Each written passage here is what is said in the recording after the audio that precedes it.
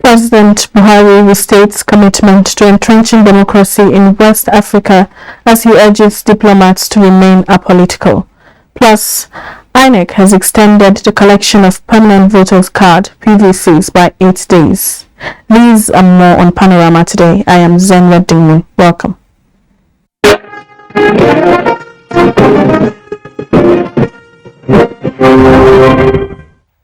You can follow this news broadcast live on our website www.nta.ng/live on all our other social media platforms displayed on your screen. Nigeria says it is working closely with ECOWAS towards dealing with insecurity as well as containing the spate of unconstitutional changes in government in the West African sub-region. President Muhammadu Buhari stated this while receiving new ambassadors posted to Nigeria, whom he advised to remain within the limits of their diplomatic practices and responsibilities as they monitor the conduct of the forthcoming general elections. State House correspondent Adam Sambo has the details. The ambassadors who presented their letters of credence to President Muhammadu Buhari to begin official responsibilities in Nigeria include Nicholas Lang of Switzerland, Anika Hang Englung of Sweden, and Peter Ruan of Ireland. Others were Kitisak Kromchi of the Kingdom of Thailand, Nicholas Nyuki, Republic of Senegal, and David Boone Chot of South Sudan. President Buhari told the envoys that Nigeria enjoys very cordial and mutually beneficial relations and cooperation with their respective countries, made possible by their predecessors, whom he said demonstrated diligence and commitment to duty. And we are confident that your appointments are always made deliberate to build on the successes of your immediate predecessors in order to advance our relations to significant and enduring heights. And we can appreciate the political, social, economic, and cultural diversities which are the hallmark of our community. Sectors such as healthcare, education, infrastructure, local manufacturing, pharmaceuticals, agribusiness, transportation, civil livings are areas of particular interest to us. This will enable us to collectively strive to resuscitate all our country's economies. The president, who expressed Nigeria's appreciation to their countries for their support in tackling insecurity as well as threats posed by environmental challenges resulting from climate change, said the country's doors are wide open for more collaborative efforts in the fight against corruption, economic diversification, and containing the spate of unconstitutional changes in government. We wish to reiterate again that different factors that account for these changes will bring the abilities of any single country to effectively control. The matters of security have become the business of all the nations of the world to work together in using the natural and multilateral platforms and build consensus in order to overcome these challenges. Responding on behalf of his colleagues, the ambassador of Switzerland assured the president that they will exercise their functions with dedication as well as to the best of their knowledge and belief for the mutual benefit of Nigeria and their respective countries. We are all keenly aware of the importance of Nigeria to the well-being of the entire African continent, its role in international politics, and its weight in the world economy. We all look forward to the many and varied tasks that now await us in our cooperation with the Nigerian authorities. For the forthcoming elections, we wish your country that they will be peaceful, free, and fair. And for your remaining mandate, we wish you plenty of success and for your personal future, Mr. President, the best of the best. All the new envoys were earlier on arrival at the State House, Nigeria's seat of government, treated to a befitting diplomatic reception by officers and soldiers of the Presidential Guards Brigade. From the State House, Adamu Sambo, NTA News. Vice President Yemi Osinbajo is optimistic that the relationship between Nigeria and Spain will continue to be robust and beneficial to the people of the two countries. This was when the Vice President received in audience Jose Manuel Abez, Minister of Foreign Affairs, European Union and Cooperation of the Kingdom of Spain. The Vice President says the two countries have come a long way and engaging in various mutual trade relations. As he explains, friends will always look out for each other in times of need, and with both countries being confronted with challenges arising from the Russia-Ukraine war, insecurity and food insecurity, as well as climate change issues, the time is apt for Nigeria and Spain to take their friendship further towards solving these challenges. The next few years, we are going to be confronted with a changing world. One of the major issues, of course, is in energy. Both energy security and the energy transition. And in our case, with the climate change agreement and all that, we want to make sure that the transition from fossil fuels and other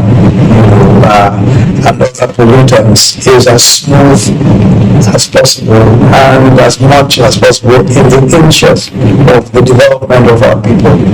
And I want also to commend the role of Nigeria in stability for the region and everything concerning democracy and good governance. We know very well as Nigeria, unfortunately, the phenomenon of terrorism. We want to join forces with you to fight it, whatever it is, and also to guarantee maritime security. Exploring the opportunities in the energy sector, the Vice President said partnership offers possibilities for a more robust relationship between Nigeria and Spain. Aside from the economic connections, Spain has been the largest importer of Nigeria's gas and the third largest importer of crude oil. The Nigerian High Commissioner to South Africa, Kingdom of Lesotho and Eswatini, Mohammed Haruna Manta, has expressed satisfaction with the relationship between Nigeria and the nations he is accredited to, especially South Africa. He stated this in an interview with NTA. Anthony Forson reports. Mohammed Haruna Manta is a seasoned diplomat who has served at different capacities in the service of fatherland. He assumed office in the South African country in 2021 as High Commissioner with concurrent accreditation to the Kingdom of Lesotho and Eswatini.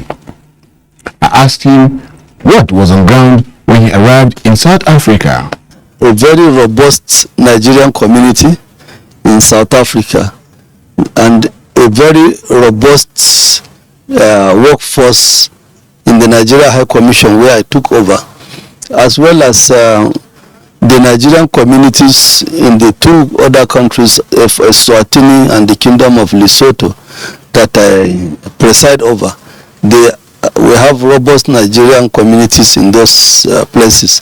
So I would say that I assumed duty in a very difficult period because of COVID, but a very enthusiastic population I met there because they warmly received me, both the government of the countries as well as the Nigerians in those countries.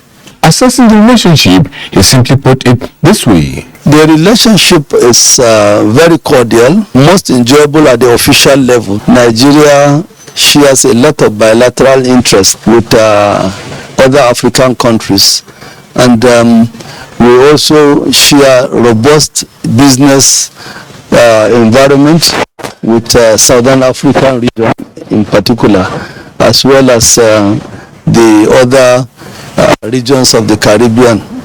However, he spoke of challenges. Part of it is the Nigerian community in that country.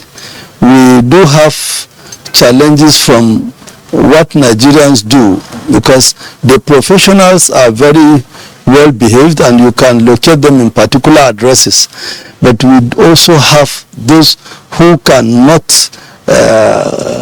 explain their means of livelihood. They call them hustlers or something. To this end, he was quick to advise would-be travelers to always be mindful of the sort of journeys they embark on and the guise of looking for greener pastures.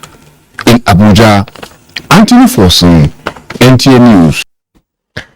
The Nigerian Television Authority has called for sustenance of investment in various sectors between Nigeria and India.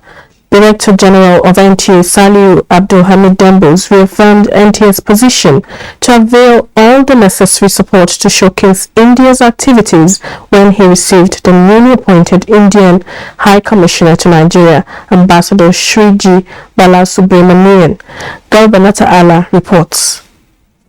The warm welcome to NTA expressed the long-standing relationship between Nigeria and India since 1958, when it established its diplomatic house in Lagos.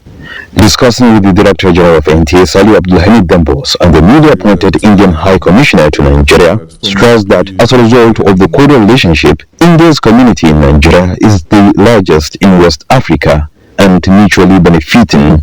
The DG expects a more robust partnership in building the capacity of the Nigerian broadcast industry. Technology in this country today, India is in the front line. So we want to take, what I leave from what we have been able to learn over the years, so that we can also better our services in this country. So capacity building and trade, cultural cooperation, so on and so forth, we are very strong. And the mandate that was given to me when I came over here as posted here as the envoy of India is to further strengthen this relationship.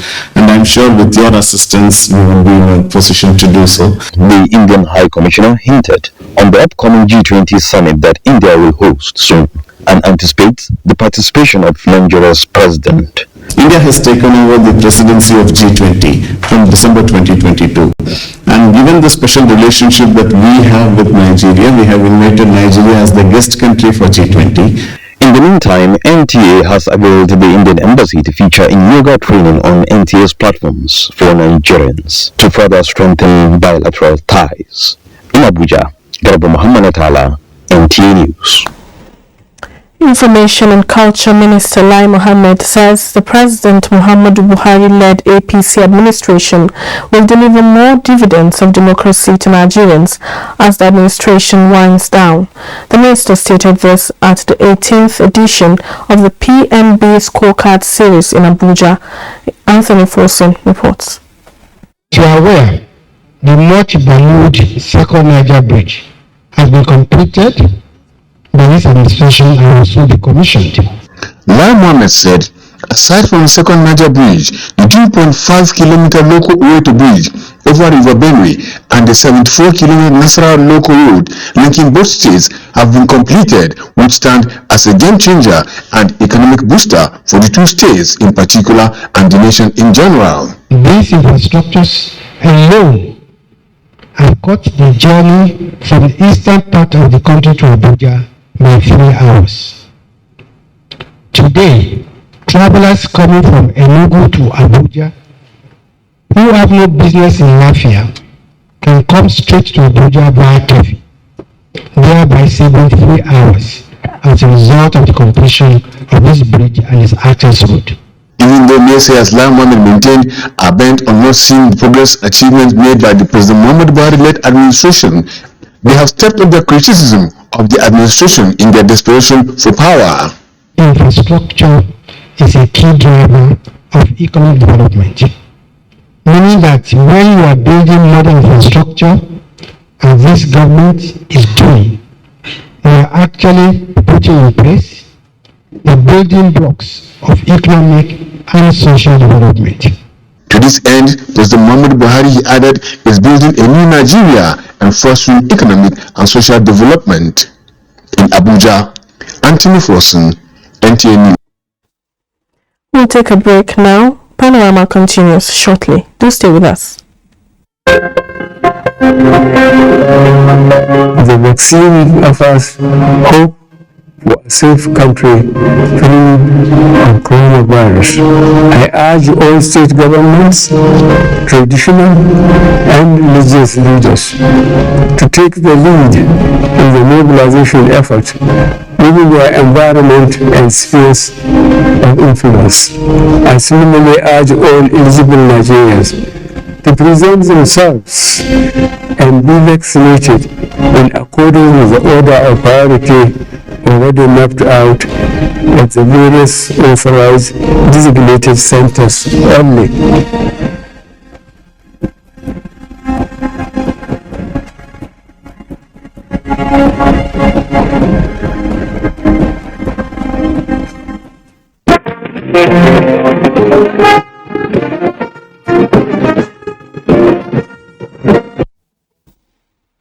Thanks for staying with us. President Muhammadu Buhari has formally endorsed the Bauchi State governorship candidate of the APC, Air Marshal Sadiq Abubakar, for the March 11th election. The president also endorsed the party's candidate for Abia governorship seat, Chief Ikechi Emenike, urging citizens of the two states to massively vote for them. State House correspondent Adam Sumbu has details. The Bauchi State governorship candidate of the APC, Sadiq Baba Abubakar, was accompanied to the State House by the party's national chairman, Senator Abdullahi Adamu.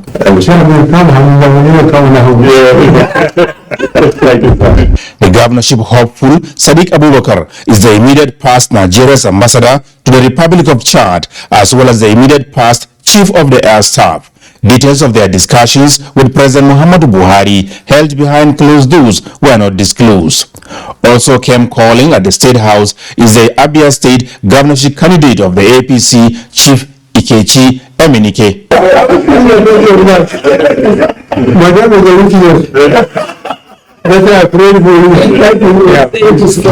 The witness being referred to here by President Buhari is Nigeria's ambassador to the United States and wife of the candidate, Uzoma Emenike.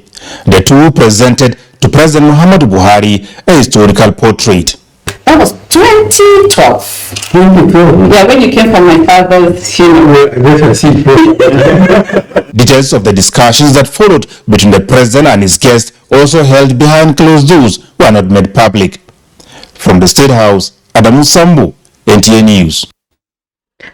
The All Progressives Congress North Central Zonal Secretary Yakubu Adamu has appealed to women to trust in the party, saying their votes for all candidates on the platform in the forthcoming general elections will guarantee more empowerment opportunities. He made the plea while presenting cash enabling grant to 200 women in Yanya and environs in the FCT. Abdullahi Ajia reports. This Women Empowerment Program started as an individual pet project of the NPC North Central Zonal Secretary Yakubu Adamu of uplifting the socio-economic status of women annually. Considering the political climate, this year it's been expanded to accommodate more beneficiaries, which attracted NPC leaders, candidates and supporters. One thing that I believe is with me in this support I'm giving them, and we are seeking for their support, for them to vote our electoral candidate, House of Representatives, and it will be the Vice President by the special grace of God. Then we know by then I will make sure I invite them to expand the scope of the beneficial. This networking at times it will move up. They will use it as a frying process, selling goro, selling all this. I know a woman that in power last year. Now she has expanded. FCT APC party chairman, who used the occasion to canvass support for the party, assured supporters of more people-oriented interventions, with the APC asking them to vote for the party that means well for the country. So that they can live, so that they can be happy like other people. Something that not only my happiness, but they haven't been happy.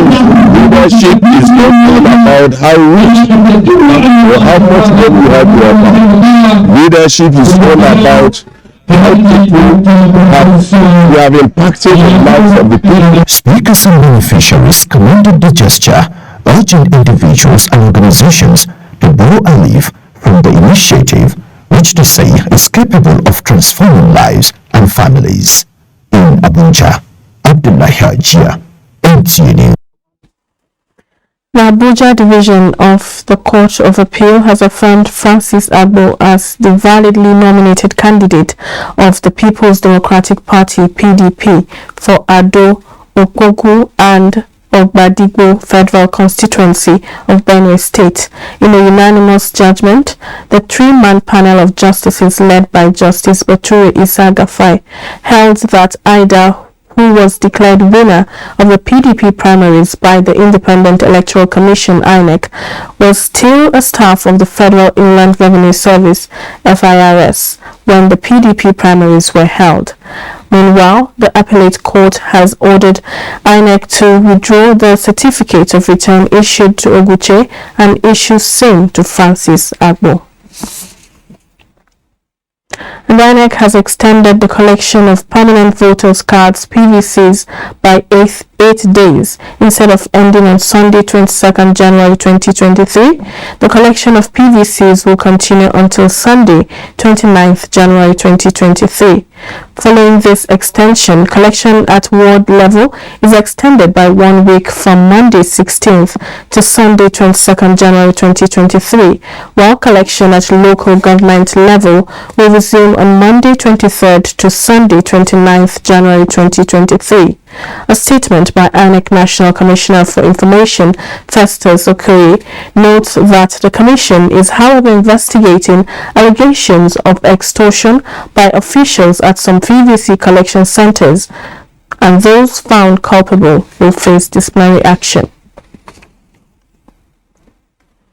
The Independent National Electoral Commission (INEC) is reassuring Nigerians and the global community of its commitment to conduct the 2023 general elections in Nigeria on scheduled date of 25th February for the Presidential and National Assembly and 11th March 2023 for the governorship and state assembly elections. Director of Voter Education Victor Oluko re-echoed an earlier statement made by Chairman of INEC, refuting a media report that the Commission may not conduct the exercise as scheduled due to some challenges. Victor Oluko gave this update when he represented INEC Chairman at the NTA News Management Conference held in Abuja. Let alone the postponement of the general election.